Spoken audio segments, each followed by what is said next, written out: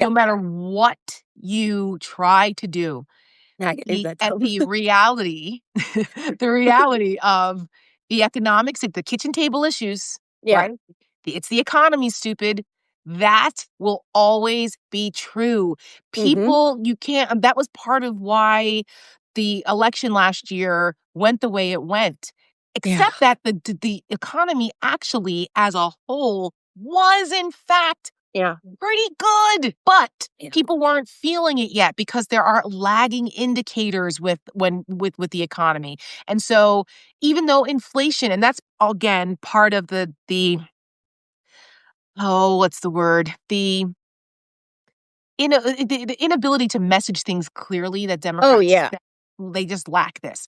But the fact that Yeah. inflation was under 3% last year, as a matter of fact, it was down to, I believe, 2.4 in October, for God's Yep. sakes, of last Yep. year. 2.4%. The goal for the Fed is 2%. We were there. It was down from 9% right after COVID when Joe Biden first took office. It was 9% in 2021. And they were able to manage the economy and manage the mess that Donald Trump left us and got inflation down to 2.4% a month before the election. And nobody knew it. They let the Republicans hijack the narrative and lie to the American people. And Yeah. so Democrats don't have to lie. They're telling the truth. The truth is on our side here with this. So, and now you marry the two together, and it's difficult to tell people that they're not experiencing what they're experiencing, especially going into Thanksgiving with food prices is just one major indicator. Everybody has to buy food. Uh-huh.